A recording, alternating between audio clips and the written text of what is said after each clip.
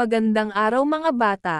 Ang pag-aaralan natin para sa araw na ito ay tungkol sa pamilya bilang tagapangalaga at katiwala ng likas na yamang tubig. Alam nyo ba mga bata na ang mga likas na yaman ay mga mineral na materyales mula sa daigdig na ginagamit upang suportahan ang buhay at matugunan ang mga pangangailangan ng mga tao? Anumang likas na sangkap na ginagamit ng tao ay maaaring ituring na likas na yaman. Ang langis, karbon, natural gas, metal, bato at buhangin ay likas na yaman.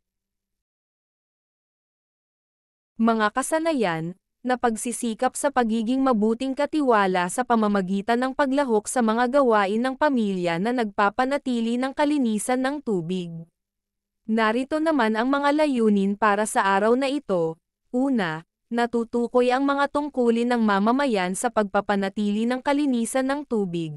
Pangalawa, nabibigyang diin ang tungkulin ng pamilya sa pagpapanatili ng kalinisan ng tubig ay bahagi ng kanilang gampanin bilang katiwala na sinisiguradong may pagkukunan ng pangangailangan ang kasalukuyan at ang mga susunod na henerasyon. At pangatlo, na ilalapat ang mga pansariling paraan bilang bahagi ng tungkulin ng pamilyang kinabibilangan sa pagpapanatili ng kalinisan ng tubig.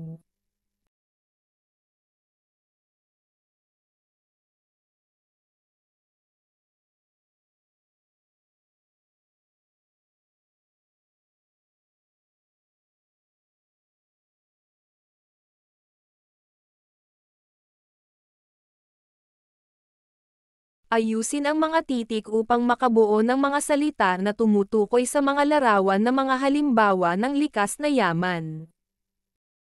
Ano ang sagot sa unang video?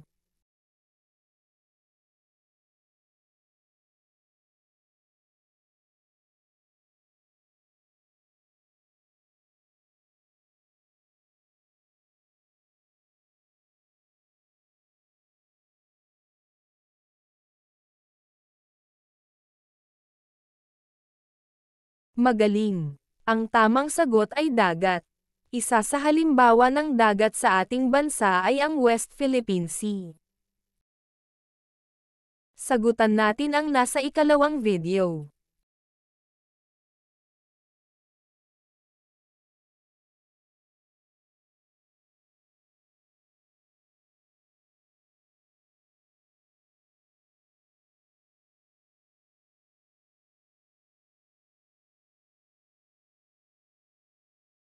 Ang tamang sagot ay lawa. Pamilyar ba kayo sa nasa video mga bata?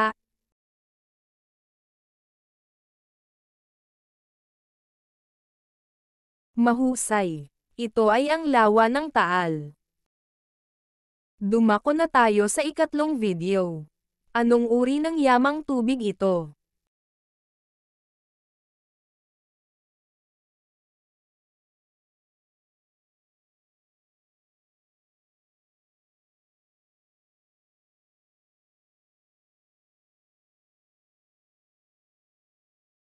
Napakagaling! Ito ay isang talon. Isa sa kilalang talon sa ating bansa ay ang Pagsanhan Falls, na matatagpuan sa Laguna.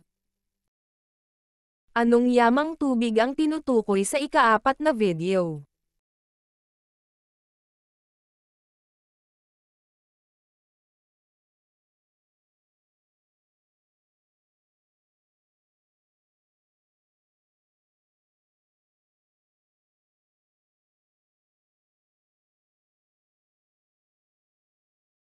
Napakahusay mga bata.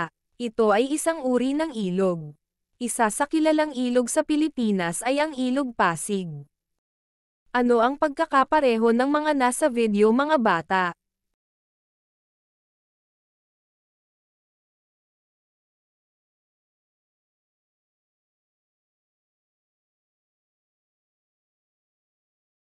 Tama. Ang lahat ng larawan ay tumutukoy sa tubig.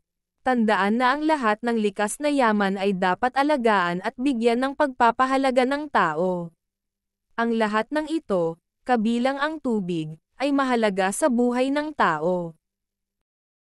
Napanood mo ba mga bata ang pelikulang Avatar, The Last Airbender? Ang Bender ay hango sa pelikulang Avatar, The Last Airbender at ito ay isang fantasy-adventure na pelikulang ginawa ng Nickelodeon noong 2005.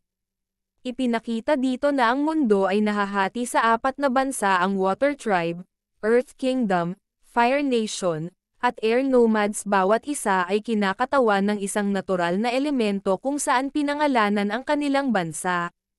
Ang mga Bender ay may kakayahang kontrolin at manipulahin ang elemento mula sa kanilang bansa. Kung ikaw ay papipiliin, o magiging Bender, alin ka sa tatlo: lupa, tubig, o hangin? Ipaliwanag ang iyong sagot.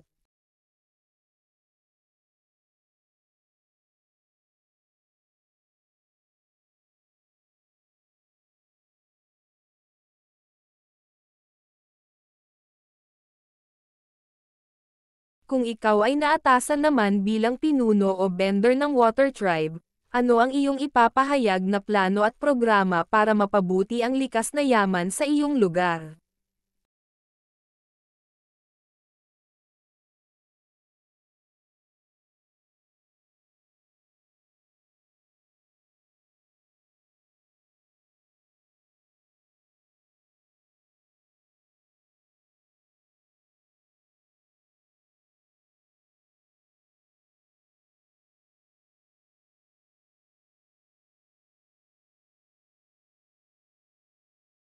Ang ating unang paksa ay tungkol sa kahalagahan ng pagpapanatili ng kalinisan ng tubig. Kinukuha ng tubig ang mahigit 70% ng ibabaw ng lupa. Ang iyong katawan ay gawa sa halos 60% tubig. Ang tubig ay walang kulay, walang amoy na likido na kailangan ng lahat ng nabubuhay upang mabuhay. Humigit kumulang 71% ng ibabaw ng Earth ay natatakpan ng tubig, at ang mga karagatan ay nagtataglay ng humigit kumulang 96.5%.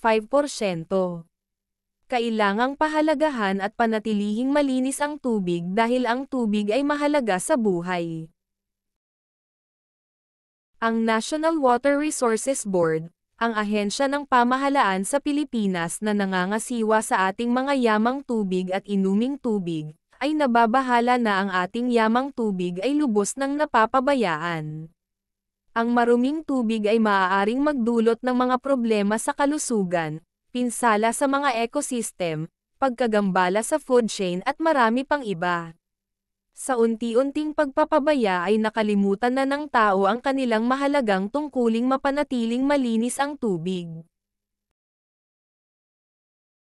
Maraming paraan ang maaaring gawin upang mapanatiling malinis ang tubig, tulad ng pagbawas sa paggamit ng plastic, paggamit ng environmental-friendly detergent sa paghugas ng pinggan at paglaba, hindi pagtatapon ng langis sa mga wastewater drain, at pagbawas sa paggamit ng kemikal sa pagsasaka o sa ating mga hardin. Naunawaan niyo ba mga bata ang ating binasa? Kung gayon, sagutan natin ito. Isa-isang lagyan ng acronym na tubig ng mga tungkulin o gampanin upang mapanatili ang kalinisan ng tubig.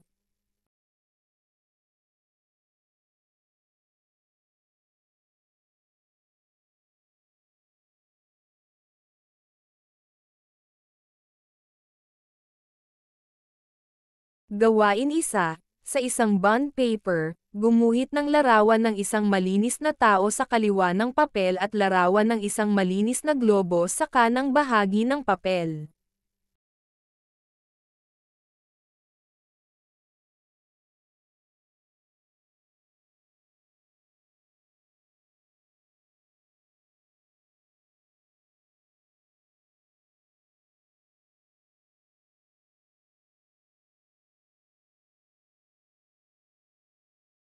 Ang National Water Resources Board, NWRB, ay nagbigay ng mga halimbawa sa pagtitipid ng tubig. Ito ang 3 tipid tips na ipinalabas ng ahensya. Una, 5 minutong paliligo. Pangalawa, paggamit ng palanggana sa paghuhugas at pangatlo, pagsara ng gripo habang nagsisipilyo. May tungkulin ang pamilya na pag-ingatan ang tubig laban sa polusyon. May tungkulin din ang pamilya na magtipid sa gamit ng tubig upang maiwasan ang dagdag na bayaring pantahanan. Natutulungan ang iba pang pamilya sa pamayanan kapag ang pamilya ay nag-iingat at nagtitipid ng tubig.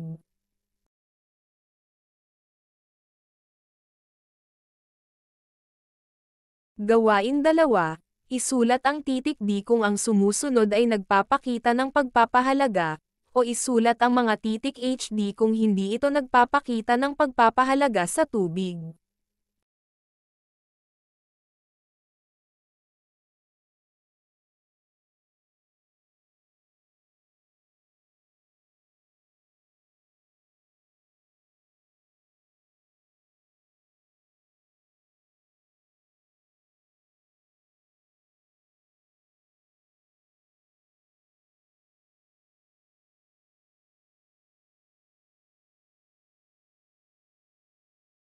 Gawain 3, isa-isang lagyan ang acronym na pamilya ng mga tungkulin o gampanin upang mapanatili ang kalinisan ng tubig at maging huwarang modelo sa kalikasan.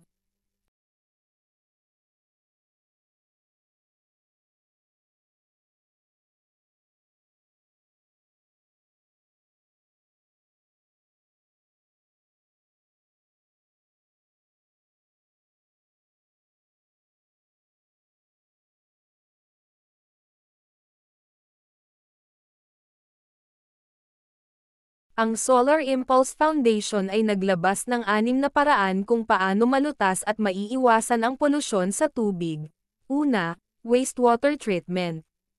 Ang wastewater treatment ay binubuo ng pag-alis ng mga pollutant mula sa wastewater sa pamamagitan ng pisikal, kemikal, o biolohikal na proseso.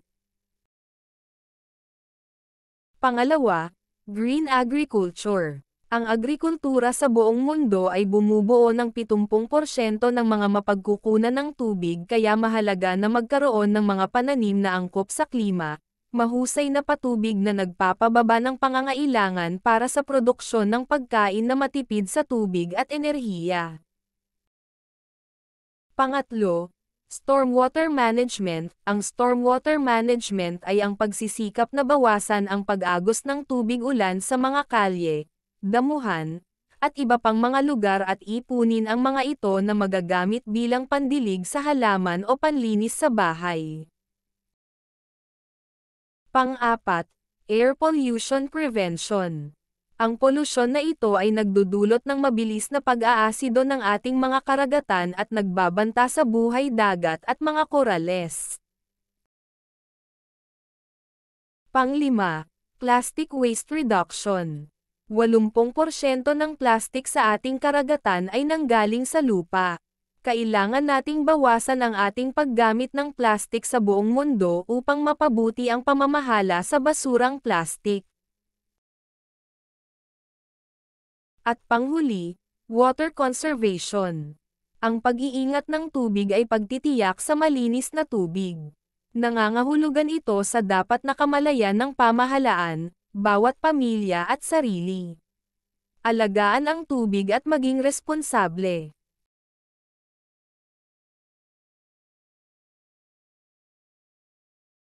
Gawain 4, isa-isang lagyan ang acronym na sarili ng mga tungkulin o gampanin upang mapanatili ang kalinisan ng tubig.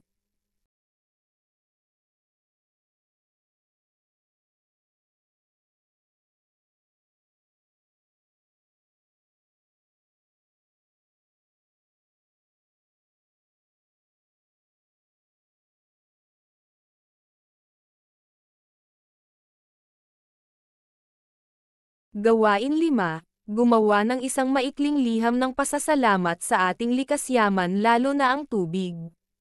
Munting pasasalamat sa lahat ng binibigay sa atin araw-araw.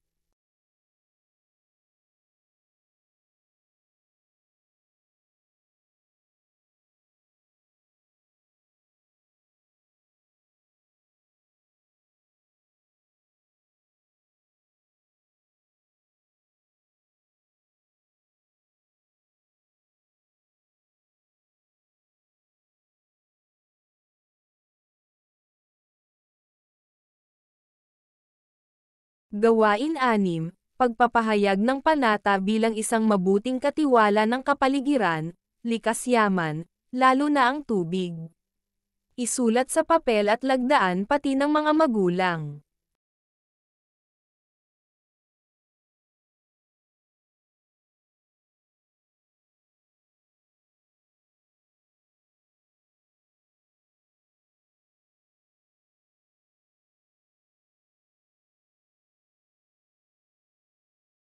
Dumako na tayo sa ating pagsusulit.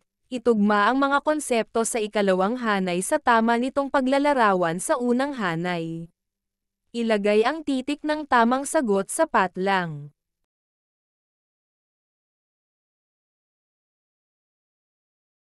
Isulat sa patlang ang tama kung ang pangungusap ay tama. Isulat ang mali kung ang pangungusap ay hindi tama.